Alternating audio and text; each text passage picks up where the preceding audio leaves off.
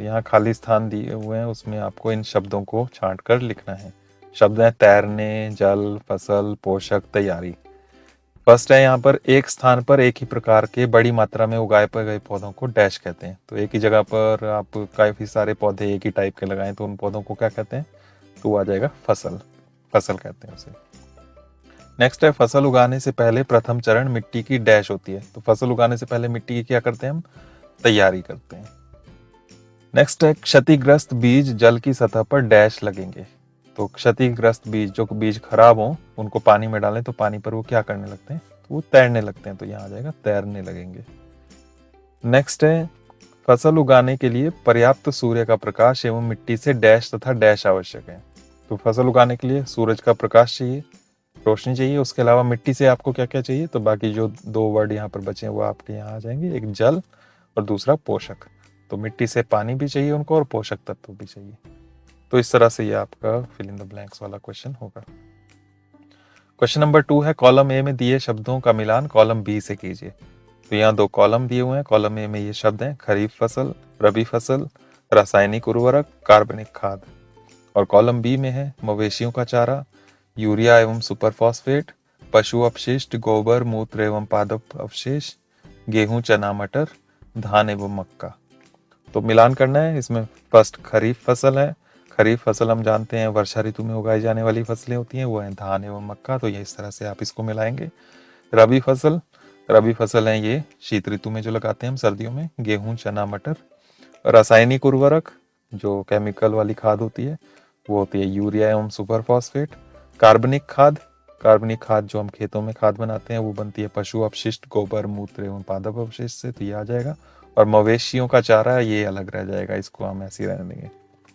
मवेशी होते हैं जानवर जो हम पशु पालते हैं, उनको मवेशी कहते हैं। तो मवेशियों का चारा ये ऐसे ही रह जाएगा, यहाँ इसका कोई ऑप्शन नहीं है। थर्ड क्वेश्चन है निम्न के दो दो उदाहरण दीजिए।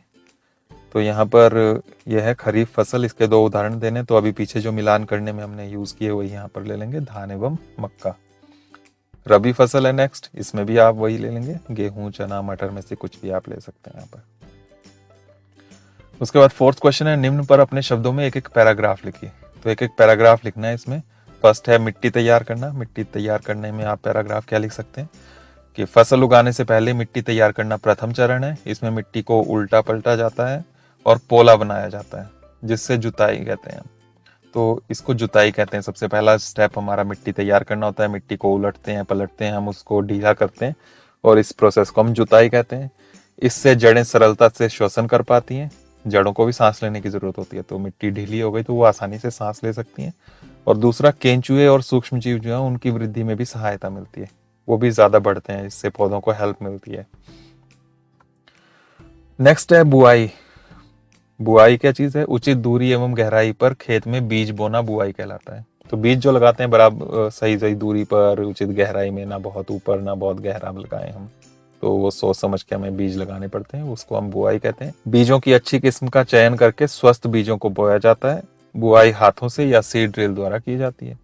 तो बीज जो है अच्छी टाइप के स्वस्थ बीज जो हैं उनको हम चुनते हैं पहले, फिर उनको बोते हैं। बोने के लिए हम हाथों से भी कर सकते हैं उसको मैनुअली, या फिर एक मशीन का इस्तेमाल करते हैं जिसे हम सीड ड्रिल कहते हैं। तो इस तरह से आप इसका आंसर लिखेंगे। उसके बाद थर्ड है यहाँ पर निराई।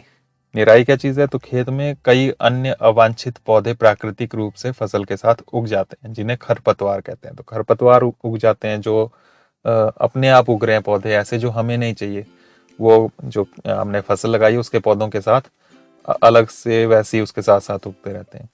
तो इन खरपतवारों को हटाने की प्रक्रिया को हम निराई कहते हैं। और ये काम भी कैसे कर सकते हैं हम? या तो हाथों से खुरपी की सहायता से कर सकते हैं, या फिर 2,4-D जैसे खरपतवार नाशी के छिड़काव द्वारा किया जा सकता है। तो ये काम भी हम दो तरीकों से कर सकते हैं। हाथों से भी करते हैं, खुरपी से वो उखाड़ते हैं हम जो भी खरपतवार उगे हुए हैं, या फिर केमिकल्स मिलते हैं मार्केट में 2,4-D इस तरह के खरपतवार नाशी केमिकल्स होते हैं, उनका स्प्रे करके भी हम इसको निराई कर सकते हैं।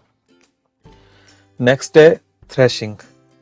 तो अनाज के दानों को भूसे से अलग करना थ्रेशिंग कहलाता है। आप ये लिखेंगे यहाँ पर, अनाज के दाने भूसे से अलग करने उसको हम थ्रेशिंग कहते हैं। और इसका ये काम भी जो है हम मशीन की सहायता से करते हैं, और उस मशीन को हम थ्रेशर कहते हैं।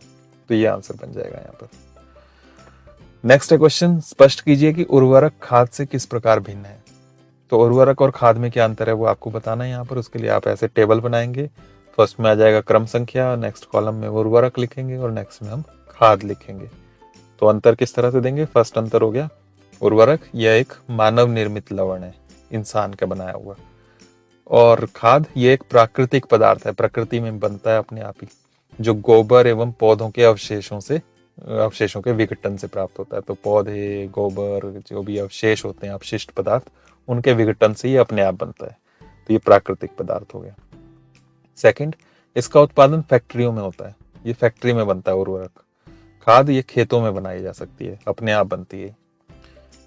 थर्ड, इससे मिट्टी को ह्यूमस प्राप्त नहीं होती। उर्वरकों से मिट्टी को ह्यूमस नहीं मिलती। ह्यूमस क्या है, मिट्टी के ऊपर हम एक परत देखते हैं जो खाद वगैरह से बनती है, जिसमें नमी होती है, पानी की मात्रा काफ़ी अच्छी होती है और उसमें पौधों के लिए ज़रूरी जो कार्बनिक पदार्थ हैं वो होते हैं। तो सड़े गले पदार्थों की जो परत बनती है एक, उसे हम ह्यूमस बोलते हैं। तो पौधों के लिए बहुत ज़रूरी है, लेकिन उर्वरकों से ये ह्यूमस नहीं मिलती। और खाद में इससे मिट्टी को ह्यूमस प्रचुर मात्रा में, काफ़ी ज़्यादा मिलती है। फोर्थ अंतर हो गया, इसमें ये जो पादप पोषक हैं जैसे नाइट्रोजन, फास्फोरस, पोटेशियम, ये प्रचुरता से होते हैं उर्वरकों में। ये पादपों के लिए जरूरी, पौधों के लिए जरूरी पोषक तत्व है, नाइट्रोजन, फास्फोरस, पोटेशियम। तो ये उर्वरकों से मिलते हैं, खाद से ये नहीं मिलते। इनमें पोषक तुलनात्मक रूप से कम होते हैं। तो ये पोषक जो है ये कम होते हैं खाद में। इसलिए दोनों का इस्तेमाल करते हैं किसान, जब खेत में खेती करते हैं उर्वरकों का भी इस्तेमाल करते हैं और खाद का भी इस्तेमाल करते हैं, क्योंकि दोनों की जरूरत होती है। तो ये अंतर आपका इस तरह से आ जाएगा। उसके बाद सिक्स्थ क्वेश्चन है, सिंचाई किसे कहते हैं। जल संरक्षित करने वाली सिंचाई की दो विधियों का वर्णन कीजिए। तो सिंचाई किसे कहते हैं ये बताना है, और पानी बचाने वाली दो विधियां कौन सी है सिंचाई की, वो भी आपको बताना है, यहाँ पर उनका वर्णन करना है। तो सिंचाई आप लिखेंगे, निश्चित अंतराल पर खेत में जल देना सिंचाई कहलाता है। एक फिक्स टाइम के बाद बार बार हमें पानी देना पड़ता है खेतों में, तो इसे हम सिंचाई कहते हैं। और इसमें जल संरक्षित करने वाली सिंचाई की विधियां भी आपको बतानी है। तो फर्स्ट हो गई छिड़काव तंत्र और सेकंड हो गई ड्रिप तंत्र। अब इनमें आपको इनका वर्णन भी करना है। तो आगे आप इस तरह से लिखेंगे, नंबर 1 छिड़काव तंत्र। इसके बारे में आपको बताना पड़ेगा कि इस विधि में पानी के पाइपों से जुड़े घूमने वाले नोजलों की सहायता से फसल पर पानी का छिड़काव किया जाता है। यह विधि लॉन, कॉफी की खेती आदि के लिए अत्यंत उपयोगी होती है। तो पानी के पाइप होते हैं, उसमें आगे नोजल लगाई होती हैं, जोड़ी होती हैं, नोजल घूमती हैं और उससे चारों तरफ छिड़काव होता है पानी का, जैसे बारिश होती है उस तरह से छिड़काव होता है। और ये लॉन के लिए, जहाँ मैदान में काफ़ी ज़्यादा घास लगाई हुई है प्लेन एरिया में, तो वहाँ पर अच्छा रहता है। ये कॉफ़ी की खेती के लिए काफ़ी उपयोगी है इस तरह का छिड़काव तंत्र। नेक्स्ट है ड्रिप तंत्र। इस विधि में जल बूंद बूंद करके सीधे पौधों की जड़ों में गिरता है। तो बूंद बूंद करके पानी गिरता है, पौधों की जड़ों में गिरता है, और इससे जल बिल्कुल भी व्यर्थ नहीं होता, बर्बाद नहीं होता। पानी मिट्टी में इधर उधर नहीं फैल रहा है, जहां जरूरत है वहीं हम दे रहे हैं पानी। यह विधि फलदार पौधों, बगीचों एवं वृक्षों के लिए बहुत उपयोगी है। तो पौधे जो बराबर बराबर दूरी पर हम लगाते हैं, अलग अलग दूर हैं, तो उनके लिए ये बूंद बूंद करके पानी आसानी से दिया जा सकता है। तो पाइप जो होता है उसमें जगह जगह छेद होते हैं, वहां से वो बूंद बूंद करके पानी निकलता है। तो फलदार पौधों के लिए, बगीचों के लिए और पेड़ पौधों के लिए, सभी के लिए बहुत उपयोगी है। ये घास वगैरह में इस्तेमाल नहीं कर सकते, क्योंकि घास जो है वो पूरे एरिया में फैली हुई है। तो उसमें ऐसा नहीं कर सकते हम कि थोड़ी थोड़ी दूरी पर हम छेद कर दें और पानी देते रहें। उससे कुछ पौधों को मिल पाएगा, कुछ को नहीं मिलेगा। तो ये उस जगह कामयाब है, उस जगह ज़्यादा उपयोगी है जहाँ पर पौधे हैं, थोड़ी थोड़ी दूरी पर लगे हुए हैं। तो और सबसे कम पानी इसमें ही लगता है ड्रिप तंत्र में। नेक्स्ट क्वेश्चन है, यदि गेहूं खरीफ ऋतु में उगाया जाए तो क्या होगा, चर्चा कीजिए। तो गेहूं को खरीफ ऋतु में उगाते हैं तो क्या होगा। तो इसमें आप आंसर लिखेंगे कि गेहूं एक रबी फसल है, अतः इसे ठंडे मौसम तथा कम जल की आवश्यकता होती है। रबी फसल है, हमने पीछे भी बात की, और रबी फसल जो है वो शीत ऋतु में होती है, तो इसको ठंडे मौसम और कम पानी की जरूरत होती है। यदि इसे खरीफ ऋतु में उगाया जाए तो इसके पौधे ठीक से बढ़ेंगे नहीं, पहली बात तो क्योंकि मौसम ठीक नहीं है इसलिए ठीक से बढ़ेंगे ही नहीं। और साथ में क्या होगा कि खरीफ ऋतु में बारिश बहुत होती है, वर्षा ऋतु होती है उस टाइम, तो इसलिए इस ऋतु की अत्यधिक वर्षा के कारण सड़ भी जाएंगे, जिससे फसल बर्बाद हो जाएगी।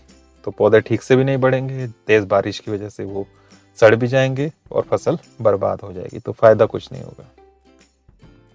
नेक्स्ट क्वेश्चन है, खेत में लगातार फसल उगाने से मिट्टी पर क्या प्रभाव पड़ता है, व्याख्या कीजिए। तो खेत में हम लगातार फसल उगाते ही जाएं, कोई खाद वगैरह न डालें तो क्या नुकसान होता है, क्या असर पड़ता है, वो आपको बताना है। तो मिट्टी फसल को खनिज पदार्थ प्रदान करती है, जो नाइट्रोजन, पोटेशियम, फास्फोरस की बात की हमने पीछे, वो पोषक तत्व मिट्टी से मिलते हैं, पौधों की वृद्धि के लिए ये जरूरी होते हैं।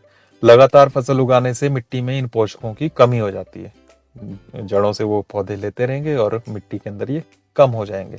इससे मिट्टी अनुपजाऊ हो जाती है, तो मिट्टी की जो उपजाऊ क्षमता है वो धीरे धीरे कम हो जाती है, उसमें फसलें आसानी से और अच्छे से नहीं उगती हैं, नहीं बढ़ते हैं पौधे। तो ये नुकसान होता है, इसलिए किसान क्या करते हैं, उसमें बार बार जब भी फसल लगाते हैं तो खाद और उर्वरक डालते रहते हैं, जिससे ये पोषक तत्व जो है ये पूरे उनके लिए जितनी जरूरत है उतना मिलते रहे।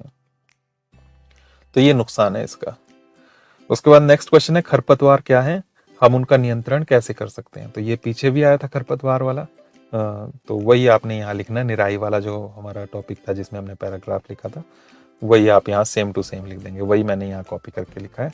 खेत में कई अन्य अवांछित पौधे प्राकृतिक रूप से फसल के साथ उग जाते हैं, जिन्हें खरपतवार कहते हैं। ये आगे खरपतवार क्या है और उसका नियंत्रण कैसे करेंगे, उसके लिए हम आगे बताएंगे कि खरपतवार हटाने की प्रक्रिया को निराई कहते हैं। ये कार्य हाथों से, खुरपी की सहायता से या फिर 2,4-D जैसे खरपतवार नाशी के छिड़काव द्वारा किया जाता है। तो इस तरह से इसका आंसर बन जाएगा।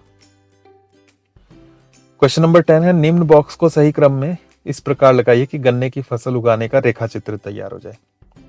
तो यहाँ बॉक्स दिए हुए हैं गन्ने की फसल के, लेकिन ये आगे पीछे हैं, तो इनको सही क्रम में लगाना है। इसमें क्या दिया हुआ है, फसल को चीनी मिल में भेजना, सिंचाई, कटाई, बुआई, मिट्टी तैयार करना, खेत में जुताई करना, खाद देना। तो इनको सही क्रम में लगाना पड़ेगा। तो आंसर आप देंगे, सबसे पहले क्या करते हैं, हम मिट्टी तैयार करते हैं, उसके बाद खेत में जुताई करते हैं, फिर बुआई करते हैं, फिर उसके बाद खाद देते हैं उसमें, फिर हम सिंचाई करते हैं, सिंचाई के बाद जब फसल पक गई तो कटाई करते हैं, और उसके बाद फिर फसल को चीनी मिल में भेजते हैं चीनी बनाने के लिए। तो गन्ना था, गन्ने को चीनी मिल में भेजा, वहां उसकी चीनी बनेगी। तो इस तरह से आप इसको करेंगे। नेक्स्ट क्वेश्चन है, ये लास्ट क्वेश्चन है इस चैप्टर का। नीचे दिए गए संकेतों की सहायता से पहेली को पूरा कीजिए। यहाँ ये पहेली है, वर्ग पहेली, इसमें कुछ अक्षर पहले से भरे हुए भी हैं, इनको पूरा करना है, उसके लिए संकेत ये दिए हुए हैं। फर्स्ट है ऊपर से नीचे की ओर, इसमें फर्स्ट है सिंचाई का एक पारंपरिक तरीका। सिंचाई का एक पारंपरिक तरीका वो आपको यहाँ पर पढ़ना है, तो आपके चैप्टर के अंदर ही था ये। कहाँ पढ़ना है इसको, नंबर 1 में, ऊपर से नीचे। तो ये ग्रीन कलर में आपको नजर आ रहे हैं बॉक्स, यहाँ पर र से शुरू होगा ये, तो सिंचाई का पारंपरिक तरीका है रहट, तो र-ह-ट, ये आप इस तरह से भर देंगे। सेकंड है बड़े पैमाने पर पालतू पशुओं की उचित देखभाल करना। तो पालतू पशुओं को पालना बड़े पैमाने पर, उसको हम क्या कहते हैं, ये नंबर 2 में भरना है। नंबर 2 यहाँ पर है ये, तो इसमें शू लगा हुआ है, उसी से आपको पता लग जाएगा, ये आ जाएगा पशुपालन, प-शु-पा-ल-न, पशुपालन। थर्ड है फसल जिन्हें वर्षा ऋतु में बोया जाता है। ये यहाँ पर आना है नंबर 3 में, ऊपर से नीचे। तो वर्षा ऋतु में बोई जाने वाली फसल कौन सी है, उनको क्या कहते हैं, तो उन्हें हम कहते हैं खरीफ फसल। तो खरीफ, फ पहले से है इसमें, खरीफ बन गया ये। नेक्स्ट है फसल पक जाने के बाद काटना। फसल पक जाती है तो उसको काटते हैं हम, तो उसे हम क्या कहते हैं, ये नंबर 6 में आएगा यहाँ पर। तो यहाँ पर ई बना हुआ है, तो काटने की प्रक्रिया को हम कटाई कहते हैं। तो क और टा लिख देना है आपने इस तरह से। अब उसके बाद है बाई से दाई ओर, लेफ्ट टू राइट जाना है। अब इसमें नंबर 1 है शीत ऋतु में उगाई जाने वाली फसलें। नंबर 1 लेफ्ट से राइट, ये ऊपर है। तो शीत ऋतु में जो फसलें उगाई जाती हैं उनको हम क्या कहते हैं, रबी फसल। तो बी आ जाएगा, र पहले से है इसमें, रबी। फिर नंबर 4 में आना है एक ही किस्म के पौधे जो बड़े पैमाने पर उगाए जाते हैं। तो एक ही किस्म के जो पौधे होते हैं उनको हम क्या कहते हैं, तो नंबर 4 में यहाँ पर ये आएगा। तो फ और ल बन चुका है, बीच में हमने स लिखना है, बस फसल बन जाएगा ये। नंबर 5 है रासायनिक पदार्थ जो पौधों को पोषक प्रदान करते हैं। तो रासायनिक पदार्थ कौन से हैं जो पौधों को पोषक तत्व प्रदान करते हैं, ये नंबर 5 में यहाँ पर लिखना है। तो ये उर्वरक होते हैं, ऊ लगाना है और र लगाना है आपने, तो उर्वरक बन जाएगा इस तरह से। उसके बाद नंबर 7 है खरपतवार हटाने की प्रक्रिया। तो खरपतवार हटाने की प्रक्रिया यहाँ नंबर 7 में डालनी है आपने, ये हो जाएगी निराई। तो इस तरह से आपका ये क्वेश्चन यहाँ कंप्लीट होगा। तो यहाँ पर ये चैप्टर कंप्लीट होता है इसके साथ।